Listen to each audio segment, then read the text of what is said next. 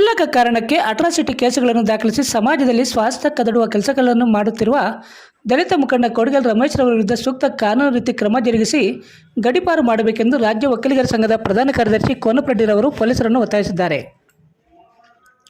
ಚಿಂತಾಮಣಿ ತಾಲೂಕು ಬಟ್ಲಳ್ಳಿ ಗ್ರಾಮದಲ್ಲಿ ಕರ್ನಾಟಕ ಕೆಂಪೇಗೌಡ ಒಕ್ಕಲಿಗರ ಸಂಘದಿಂದ ಮೇ 18ರಂದು ಕೋಡಿಗಲ್ ಗ್ರಾಮದಲ್ಲಿ ನಡೆದ ಗಲಾಟೆಯಲ್ಲಿ ದಲಿತ ಮುಖಂಡ ಕೋಡಿಗಲ್ ರಮೇಶ್ ಮತ್ತು ಮಕ್ಕಳು ಒಕ್ಕಲಿಗ ಸಮುದಾಯದವರ ಮೇಲೆ ನಡೆಸಿರುವ ಹಲ್ಲೆ ಬಗ್ಗೆ ಚರ್ಚೆ ನಡೆಸಲು ಕಾಂಗ್ರೆಸ್, ಜೆಡಿಎಸ್, ಬಿಜೆಪಿ ಪಕ್ಷಗಳ ಮುಖಂಡರನ್ನೊಳಗೊಂಡಂತೆ ಪಕ್ಷಾತೀತವಾಗಿ ಒಕ್ಕಲಿಗ ಕುಲಬಾಂಧವರ ಸಭೆಯನ್ನು ಹಮ್ಮಿಕೊಳ್ಳಲಾಗಿತ್ತು.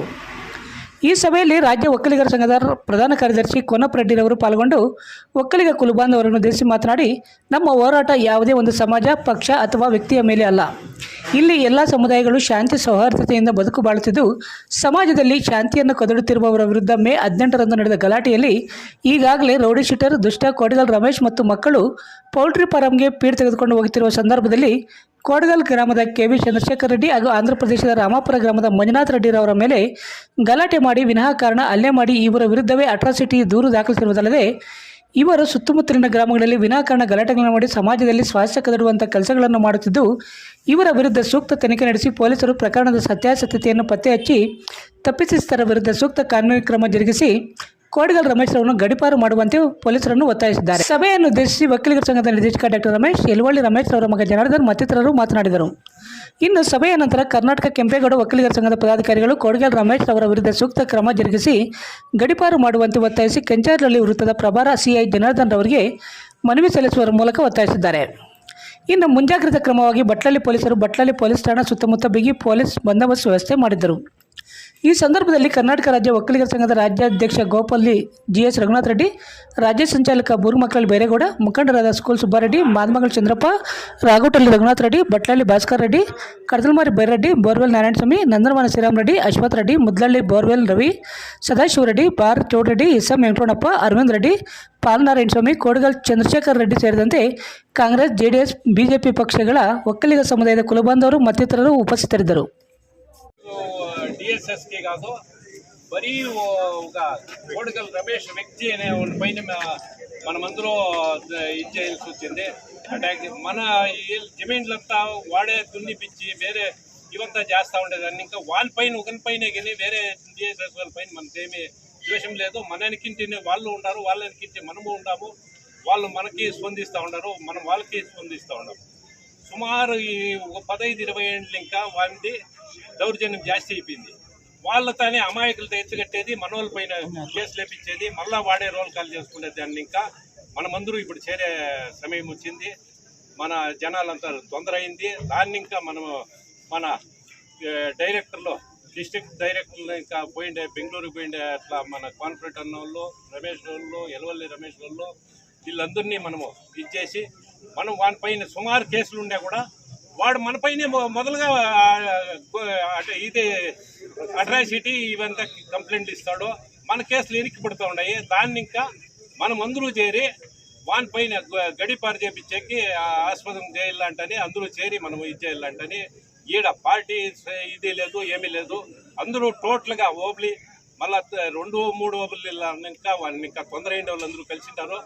దాని గురించి మనం 2 మాటలు మాట్లాడి వానికి ఏమే కానీ మనం ఐజీ కానీ డిఐజీ కానీ వీళ్ళ ముఖాంతరం మనం పోయి బెంగళూరుకు పోయి ఇచ్చి వాని గడీపారు చేసేకి మనం ఏర్పాటు చేయాలంటే 4 తన ಇನ್ನು ನಾನು ಈ ವಿಷಯಕ್ಕೆ ಏನಕ್ಕೆ ಬಂದಿದ್ದೀವಿ ಅಂತಂದರೆ, ಒಬ್ಬ ರೌಡಿ ಶೀಟರ್ ಅಲ್ವೋ ಹೌದೋ ಅಲ್ವೋ ಗೊತ್ತಿಲ್ಲ, ಸುಮಾರು 25-30 ವರ್ಷಗಳಿಂದ ಈ ಒಂದು ಸುಮಾರು 10-15 ಪೊಲೀಸ್ ಠಾಣಾ ಸರಹದ್ದುಗಳಲ್ಲಿ ಅಮಾಯಕರ ಮೇಲೆ ದೌರ್ಜನ್ಯ ಮಾಡಿ ಸುಳ್ಳು ಕಂಪ್ಲೇಂಟ್ ಕೊಡಿಸಿ ಅವರುಗಳಿಂದ ದುಡ್ಡುಗಳು ವಸೂಲಿ ಮಾಡಿಕೊಂಡು ಜೀವನ ನಡೆಸ್ತಕ್ಕಂಥ ಒಬ್ಬ ವ್ಯಕ್ತಿ ಇದ್ದಾನೆ. ಆ ವ್ಯಕ್ತಿಯ ಬಗ್ಗೆ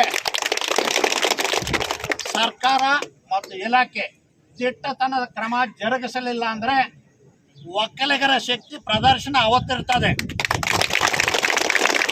ಯಾವುದಕ್ಕೂ ಹಿಂಜರಿಯುವ ಪ್ರಶ್ನೆಯೇ ಇಲ್ಲ. ನಾವು ಯಾವ ಜಾತಿ ಜನಾಂಗದ ವಿರುದ್ಧವಲ್ಲ, ಎಲ್ಲರೂ ಕೂಡ ಸಹಜೀವನ, ಅವ್ರಿಗೆ ನಾವು ಬೇಕು, ನಮ್ಗೆ ಅವರು ಬೇಕು. ಆದರೆ ನಮ್ಮ ವಿಶ್ವಾಸ ಯೋಗ್ಯರ ಜೊತೆಗೆ ಹೊರತು ಇಂಥ ಅಯೋಗ್ಯ ದುಷ್ಟಶಕ್ತಿಗಳೊಂದಿಗೆ ಅಲ್ಲ ಅನ್ನುವ ಮಾತನ್ನು ನಾನು ಹೇಳ್ತೇನೆ. ದುಷ್ಟಶಕ್ತಿಯ ಸಂಹಾರ ಕಾನೂನಿನ ಚೌಕಟ್ಟಿನಲ್ಲೇ ನಡೆಯಬೇಕೆ ಹೊರತು ಅದಕ್ಕೆ ಕಡಿವಾಣ ಹಾಕಬೇಕಾದವರು ಪೊಲೀಸ್ ಇಲಾಖೆ ಎಚ್ಚೆತ್ತು ಕ್ರಮ ಕೈಗೊಳ್ಳಬೇಕಾಗಿದೆ. ನಾನು ಸುಮಾರು 30 ವರ್ಷಗಳ ಕಾಲ ಪೊಲೀಸ್ ಇಲಾಖೆಯಲ್ಲಿ ಕೆಲಸ ಮಾಡಿದ್ದೇನೆ. ಇಂಥ ದುಷ್ಟಶಕ್ತಿಗಳನ್ನು ಮೊಳಕೆಯಲ್ಲಿ ಚಿವುಟಾಕಿ ಬಂದಿದ್ದೀವಿ. ಯಾವ ಕಾರಣಕ್ಕೂ ಕೂಡ ಅವನು ಎಷ್ಟೇ ದೊಡ್ಡವನಾಗಿರಲಿ, ಅವನೆಷ್ಟೇ ಶ್ರೀಮಂತನಾಗಿರಲಿ, ಅವನು ಏನೇ ಅವನ ಬ್ಯಾಕ್ಗ್ರೌಂಡ್ ಇರಲಿ, ಯಾವುದಕ್ಕೂ ಹಿಂಜರಿಯದೆ ಅದನ್ನು ಮೊಳಕೆಯಲ್ಲೇ ರೌಡಿಸಮ್ ಅನ್ನೋದನ್ನು ಚಿವುಟಾಕೊಂಡು ಬಂದಿದ್ದೇವೆ. ಇಲ್ಲಿ ಕೂಡ ಅಧಿಕಾರಿಗಳು ಎಚ್ಚೆತ್ತುಕೊಂಡು ಇಂಥ ದುಷ್ಟಶಕ್ತಿಗಳನ್ನು ಮಟ್ಟ ಹಾಕಬೇಕು. ಅಮಾಯಕರು ನೆಮ್ಮದಿಯಿಂದ ಜೀವನ ಮಾಡೋಕ್ಕಾಗಬೇಕು. ಹಳ್ಳಿಗಳಲ್ಲಿ ನೆಮ್ಮದಿಯಿಂದ ವಿಶ್ವಾಸದಿಂದ ಸಹಬಾಳ್ವೆ ಮಾಡೋಂಗೆ ಆಗಬೇಕು. ಆ ಒಂದು ವಾತಾವರಣನ ಪೊಲೀಸ್ ಇಲಾಖೆ ಕಲ್ಪಿಸಬೇಕು ಅಂತ ನಾನು ಹೇಳ್ತಾ, ಇದೇ ಒಂದು ಅಂತಿಮ ಕರೆ. ಇಲಾಖೆಯಾಗಿರಲಿ, ಆತ್ಮಿಗೆ ಇರಲಿ, ಅವರೇನಾದರೂ ತಪ್ಪಿ ನಡೆದರೆ ಆವತ್ತು ಅಮಾಯಕರ ಪರವಾಗಿ, ನ್ಯಾಯದ ಪರವಾಗಿ ಈ ಒಂದು ರಾಜ್ಯ ಒಕ್ಕಲಿಗರ ಸಂಘ ಸುಭದ್ರವಾಗಿ ನಿಲ್ತದೆ ಅಂತ ಹೇಳ್ತಾ ನಾನು ಮಾತಾಡೋದಕ್ಕೆ ಇಷ್ಟ ಮಾಡ್ತೇನೆ. ಜೈ ಹಿಂದ್, ಜೈ ಒಕ್ಕಲಿಗ. ಆದ್ರೆ 3ನೇ ಸಾರಿ ಮುಖ್ಯಮಂತ್ರಿ ಆಗ್ಲಿಲ್ಲ. ಯಾಕೆ? ಎಲ್ಲ ಅಲ್ಲಿ ಬಂದು BSP ಇರ್ತಕ್ಕಂಥವರೆಲ್ಲ ಬೇರೆಯವ್ರ ಮೇಲೆ ಅಟ್ರಾಸಿಟಿ ಕೇಸ್ ಬುಕ್ ಮಾಡಿದ್ರು. ಅವರೆಲ್ಲ ಪಕ್ಷ ಬಿಟ್ಟು ಓಡೋಗಿ ಪಾಪ BJP ಕೇಳ್ಕೊಂಡ್ಬಿಟ್ರು. ಕಾಂಗ್ರೆಸ್ಗೂ 0, ಅಲ್ಲಿ BSPಗೆ 0 ಆಗೋಯ್ತು. ಈಗ ಅಯ್ಯೋ ఏం రాసేది మాకు పక్షం పోయి కాదురా, మాతో మన ఇంటికి ఎవరు ఓటేసేది కాదురా అప్పయ్య, ఊరూరికే కేసులు వేసేస్తా ఉంటే మీ ఇంటికి ఎవరు ఓటేస్తారు? ಸಮಾನತೆಯಲ್ಲಿ ಬರ್ತದೆ. ಇವತ್ತು ನೋಡಿ, ಇವತ್ತು BJP ಇವತ್ತು ಅಧಿಕಾರದಲ್ಲಿದೆ. ಮಾಯಾವತಿ ಪಾಪ 8 ಸೀಟ್ ಮಾಡಿಕೊಂಡು ಏನಪ್ಪ ಪಲಕ ಕೊಡ್ತಾ ఉంది, ಪಲಕ ಓಟೆ ಎಣ್ಣಪ್ಪ. ಅರ್ಥ ಮಾಡ್ಕೋಬೇಕು ನಮ್ಮ ದಲಿತ ನಾಯಕರುಗಳು. ನೀವು ನಮ್ಮ ಅನ್ನೆಸೆಸರಿ ಕೇಸ್ ಹಾಕೋದ್ರಿಂದ ಅವ್ರ ನ್ಯಾಯ ಯಾರು ಕೊಡಬೇಕು? ಅವ್ರ ಬೇಲ್ ತಗೊಳಕ್ಕೆ ದುಡ್ಡು ಯಾರು ಕೊಡಬೇಕು? ಇಲ್ಲ ತೊಂದರೆ ಆಗಿದೆಯಾ ಹಾಕಿ ಕೇಸ್ ಹಾಕಿ, ಅವ್ರನ್ನ ಅರೆಸ್ಟ್ ಮಾಡಿ. ಆ ಕೇಸು ಅನ್ಯಾಯ ದೌರ್ಜನ್ಯ ಆದಂತಕ್ಕಂಥ ದಲಿತರಿಗೆ ನೀವು ಗೌರ್ಮೆಂಟ್ ಕೆಲಸ ಕೊಡಿ, ಇಲ್ಲ MLC ಮಾಡಿ, ಗವರ್ನರ್ ಮಾಡಿ. ಇಲ್ಲ ಸಿದ್ದರಾಮಯ್ಯನವರು ಇವತ್ತು ಬೇರೆ ಅವ್ರಿಗೆ ಮುಖ್ಯಮಂತ್ರಿ ಸ್ಥಾನ ಬೇಕಾದ್ರೆ ತ್ಯಜಿಸಿ ನಾನು ಸ್ವಾಗತಿಸ್ತೇನೆ. ಅಮಾಯಕರೇ ಆಗಿದಾಗ ನೀನು ನಮಗೆ ನಿಮ್ಮ ಬೆನ್ನಿಂದ ನಾವಿರ್ತೀವಿ ಅಂತ ಈ ಸಮಯದಲ್ಲಿ ನಾನು ಮನವಿ ಮಾಡ್ತೇನೆ. ಹಾಗಾಗಿ ಇನ್ನು ಮುಂದೆ ಯಾವುದೇ ರೀತಿಯ ನಮ್ಮ ಜನಾಂಗದ ಕಾರ್ಯಕ್ರಮಕ್ಕೆ ಒಗ್ಗಟ್ಟಾಗಿ ನಾವು ಮುನ್ನಡೆಯೋಣ. ಈ ಥರ ದುಷ್ಟಶಕ್ತಿಗಳು ಏನು ಇವತ್ತು ನಮ್ಮ ಪಟ್ಟಣ ಸಂಕ್ಷಿಪ್ತವಾಗಿ ಎಲ್ಲ ವಿವರಿಸಿದ್ದಾರೆ. ಯಾವ ರೀತಿ ನಮ್ಮ ರಾಜ್ಯ ಒಕ್ಕಲಿಗ ಸಂಘ ಈಗ ಏನು ಕೆಲಸ ಮಾಡ್ತಿದೆ ನಮ್ಮ 3 ಜನ ಡೈರೆಕ್ಟರ್ಗಳ ಒಂದು ಸಹಕಾರದಿಂದ. ಹಾಗಾಗಿ ಪ್ರತಿ ತಾಲೂಕಲ್ಲೂ ಕೂಡ ನಾವು ಯಾವುದೇ ಒಂದು ನಮ್ಮ ಜನಾಂಗದ ಒಂದು ಈ ಥರ ದುಷ್ಟ ಕೆಲಸಗಳಿಗೆ ನಾವು ಯಾವತ್ತೂ ಬೆನ್ನಲ್ಲೇ ಇರ್ತೀವಿ. ಇವತ್ತು ನಮ್ಮ ತಂದೆಯವರು ಬರಬೇಕಾಯ್ತು ಕಾರ್ಯಕ್ರಮಕ್ಕೆ, ಕಾರಣಾಂತರಗಳು ಬರೋಕ್ಕಾಗಲಿಲ್ಲ. ಅವ್ರ ಪರವಾಗಿ ನಾನು ಬಂದಿದ್ದೀನಿ. ನಿಮ್ಮೆಲ್ಲರ ಆಶೀರ್ವಾದ ನನ್ನ ಮೇಲೆ ಇರಲಿ ಅಂತ ಬಗೆಹರಿಸ್ಕೋಬೇಕು. ಯಾವ ಥರ ನಾವು ಸಮಸ್ಯೆ ಬರ್ದಂಗೆ ನೋಡ್ಕೋಬೇಕು ಅಂತ ಮುಖ್ಯ ವಿಷಯ.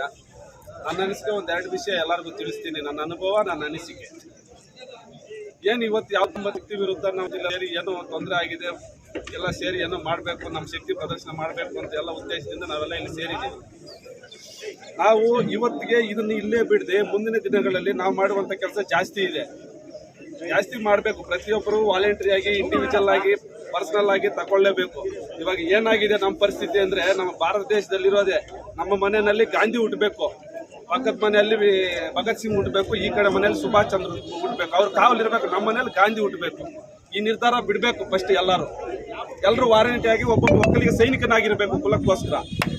ಅದು ಬಿಟ್ಟು ಒಬ್ಬ ಯಾವನೋ ಮುಂದೆ ಹೋಗ್ತಾ ಇದ್ದಾನೆ ಅಂದ್ರೆ ಇನ್ನೊಬ್ಬನ ಕೆಡಕ್ ಮಾಡಬಾರ್ದು. ಮಾಡಲಿಲ್ಲ, ಕೈ ಆಗಿಲ್ಲ, ಸುಮ್ಮನೆ ಇದ್ರೆ ತೊಂದರೆ ಇಲ್ಲ. ಯಾರೋ ಇರೋರು 4 ಜನ ಸರಿಯಾಗಿ ಓಡಿದ್ರೆ ಸಾಕು. ಅದರಲ್ಲಿ 3 ಹಿಂದೆ ಕೀಳೋ ಕೆಲಸ ಯಾರು ಮಾಡಬಾರ್ದು. ದಯವಿಟ್ಟು ಕುಲ್ಬಾಂಧವ್ರಿಗೆ ಕೈ ಜೋಡಿಸಿ ಕೇಳ್ಕೊಳ್ತೀನಿ. ಎಲ್ಲರಿಗೂ ಇದೆ ನೋವು, ಎಲ್ಲರಿಗೂ ಕಾದಿದೆ ಗ್ರಹಚಾರ. ಇನ್ನೂ ತಿಳ್ಕೊಳ್ಳಿಲ್ಲ, ಇನ್ನೂ ಎಚ್ಚರ ವಹಿಸಲಿಲ್ಲ ನೀವು ಅಂದ್ರೆ ಪ್ರತಿಯೊಬ್ಬರಿಗೂ ತಪ್ಪಿದ್ದಲ್ಲ. ಇವತ್ತು ನನ್ನ ಮನೆ, ನಾಳೆ ನಿನ್ನ ಮನೆ.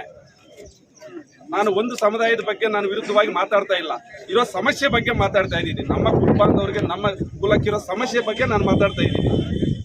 ಏನಿದೆ ಇವತ್ತು ದಯವಿಟ್ಟು ಇದರಲ್ಲಿ ಇನ್ನೊಂದು ವಿಷಯ ಕೇಳ್ಕೊತಾ ಇದ್ದೀನಿ. ಇವಾಗ ಅಟ್ರಾಸಿಟಿ ಕೇಸ್ ಅಂದರೆ ಒಂದು ರೇಂಜ್, ಒಂದು ಮಿಡಿಲ್ ಕ್ಲಾಸ್ ಫ್ಯಾಮಿಲಿಯಿಂದ ಕೆಳಗಡೆ ಅಪ್ಪರ್ ಮಿಡಿಲ್ ಕ್ಲಾಸ್ ಇರೋರೆಲ್ಲ, ಲೋಯರ್ ಮಿಡಿಲ್ ಕ್ಲಾಸ್ ಇರೋರೆಲ್ಲನೂ ಅಟ್ರಾಸಿಟಿ ಅಂದರೆ ಭಯ.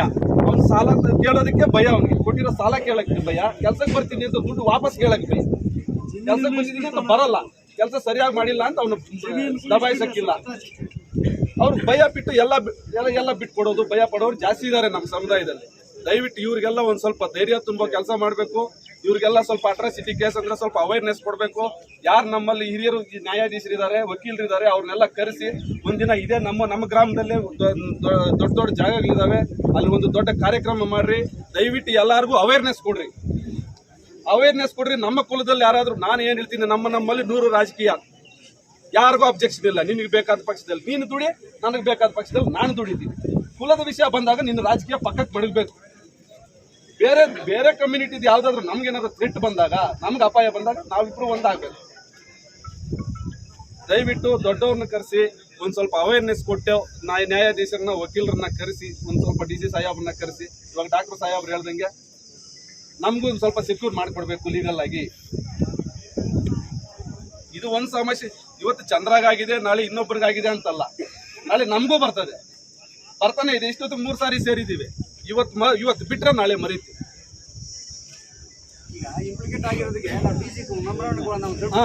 ದಯವಿಟ್ಟು ಯಾರು ಅಷ್ಟೇ ನಾವು ಯಾರು ದ್ವೇಷ ಮಾಡಲ್ಲ, ಯಾರಿಗೂ ವಿರೋಧಿಗಳಲ್ಲ, ಯಾವುದೇ ಸಮುದಾಯದ ವಿರೋಧಿಗಳಲ್ಲ. ಎಲ್ಲರೂ ಅಣ್ಣ ತಮ್ಮರಂತೆ ಬಾಳೋಣ. ನಮ್ಮ ಸಮುದಾಯಕ್ಕೆ ತೊಂದರೆ ಬಂದಾಗ ನಾವೆಲ್ಲ ಸೈನಿಕರಂತೆ ನಿಲ್ಲಬೇಕು. ದಯವಿಟ್ಟು ಎಲ್ಲರಿಗೂ ನನ್ನದೊಂದು ಕಳಕಳಿಯ ಮನವಿ, ಯಾರು ಕೂಡ ಅನ್ಯತಾ ಭಾವಿಸಬೇಡಿ. ನನ್ನ ಉದ್ದೇಶ ಬೇರೆ ಏನೂ ಇಲ್ಲ. ಎಲ್ಲರಿಗೂ ನಮಸ್ಕಾರ. ಎರಡು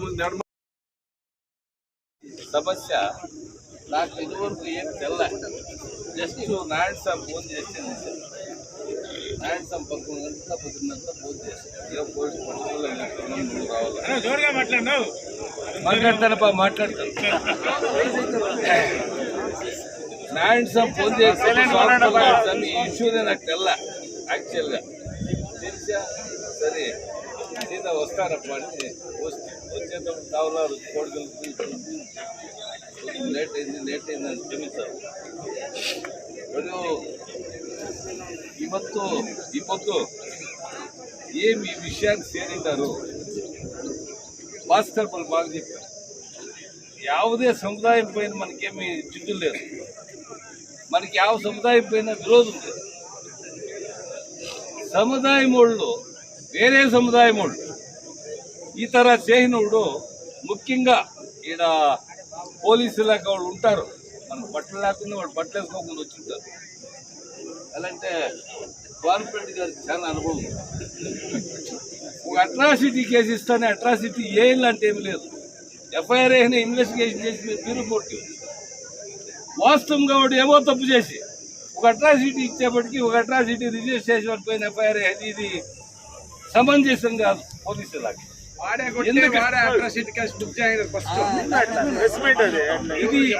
ఇది ముఖ్యంగా పోలీసు ఇలాకా అర్థం చేసుకోవాల్సిన విచారం. కారణం ఏమంటే ఇంకొక బిల్లాడ్ల పనిలో ఇంకొక కంబాల పనిలో వేయడానికి అవకాశం మీకూడదు. ఇంకొక అవకాశం మీకూడదు. జనాలు రెచ్చిపోయినోడు ఎవరు దీన్ని కంట్రోల్ చేసే ಇಲ್ಲ. మిలిటరీలు ఇంకానే ಇಲ್ಲ. ఇప్పుడు పాకిస్తాన్లో పోరాటం చేస్తూ ఉన్నారు, మిలిటరీ వాళ్ళు చదువుతూ ఉంటారు. దీని అర్థం ఏమంటే జనాల్ని ఆక్రోశం వచ్చేట్ల వ్యవస్థకి పోలీసు ఇలాకా రాకూడదు. దయచేసి ఎక్కడ ఏం జరిగింది, ఏం అన్యాయం జరిగింది, ఏం న్యాయంగా ఉంది దానిపై చర్య తీసుకుంటే 100కి 100 కంట్రోల్ అవుతాయని ఈ సందర్భంలో చెప్పేదానికి నేను ఇష్టపడతాను. కారణం ఏమంటే వాళ్ళు కంప్లైంట్ ఇచ్చిండు, వాళ్ళకు రిజిస్టర్ చేస్తాం, వీళ్ళతో కంప్లైంట్ వీళ్ళు రిజిస్టర్ చేయడానికి ప్రయోజనం ఏమి? న్యాయం ఏం చిక్కినట్లయా? న్యాయం ఏమైంది కనిపెట్టుకున్నానే మీరు. మరి మాకు ఒక కమ్యూనిటీ ఉంది, అథవా మాకు ఒక జాతి ఉంది. జాతికి ఎంత వాళ్ళకి ఎంత ఉందో ఇంకొక జాతికి అంతే ఉంది. కానూన్లో ఎవరికేమి అంబేద్కర్ సపరేట్ రాసిండ్లా. అకస్మాత్తుగా మనం మధ్యలో తీసుకొచ్చిండేవి ఇవన్నీ అట్రాసిటీలు, ఇంకోటి మరొకటి అన్ని ఇంగడిచ్చిండారు. ఒక ఓటు కోసం ఒక పార్టీ వాడు ఒక టైంలో ఒక ముఖ్యమంత్రి, ఒక ప్రధానమంత్రి ఏమో తీర్పులు చేసి రాయిండారు. రాసినంత మాత్రానికి అవేం చెడిపోయిండ్ల ముందుండేవి. ఆ ముందుండేవి కూడా నడుచుకోవాల్సి వస్తే దీంట్లో ప్రముఖమైన పాత్ర పోలీసు ఇలాకా ఉంది. ఎవరు తప్పు చేస్తారు? అదేమి కాపోళ్ళు తప్పు చేస్తే తప్పు కాదు, మంచివాళ్ళు తప్పు చేస్తే తప్పు కాదు, అథవా ఇంకొక కమ్యూనిటీ వాళ్ళు తప్పు చేస్తే తప్పు కాదు. ఇదేమి అన్ని పార్టీలలో జరిగినాం. కాంగ్రెస్ వాళ్ళు ఉంటారు, బీజేపీ వాళ్ళు ఉన్నారు, దళమ వాళ్ళు ఉన్నారు, అన్ని పార్టీల వాళ్ళు ఉన్నారు. రాజకీయం పక్కకు పెట్టండి, వాళ్ళ పార్టీ వాడు పని చేసుకోండి రాజకీయాలు. అయితే అన్యాయం జరిగినోడు నాట్ ఓన్లీ కాపోళ్ళకినే కాదు, ಯಾವುದೇ జాతి ಯಾವುದೇ జనాంగం ఇట్లా దౌర్జన్యానికి సరైన బుద్ధి నేర్పించకపోతే, ఎవరే కానీ సరైన బుద్ధి నేర్పించకపోతే ఈ దౌర్జన్యం సాగుతానే ఉంటుంది. ఈ దౌర్జన్యాన్ని అడపడానికే ప్రజాప్రభుత్వం వచ్చింది. ప్రజాప్రభుత్వం వచ్చిండే ఉద్దేశమేమి, ఎవడు దురహంకారంగా నడుస్తాడో వాడిని తగ్గించి ఇంకోని ఎలక్ట్ చేసి వారిని మహారాజును చేసేదానికి ప్రజాప్రభుత్వం. అదేవిధంగా మన నందనాం శ్రీరామ్ రెడ్డి గారు మా ఆహ్వానాన్ని మన్నించి ఇక్కడ వచ్చినందుకు వాళ్ళు కొన్ని వాళ్ళకి తెలిసినంత జనాలకి తెలియజేసినందుకు వాళ్ళకు కూడా నా కృతజ్ఞతలు తెలియజేస్తున్నాను. ఇక్కడ మేము పత్రికా విలేకరులని మేము కీలకంగా కూడా వాళ్ళే తెలుసుకొని ఈ కార్యక్రమానికి వచ్చి ఈ కార్యక్రమాన్ని యశస్విగా నడిపించినారు.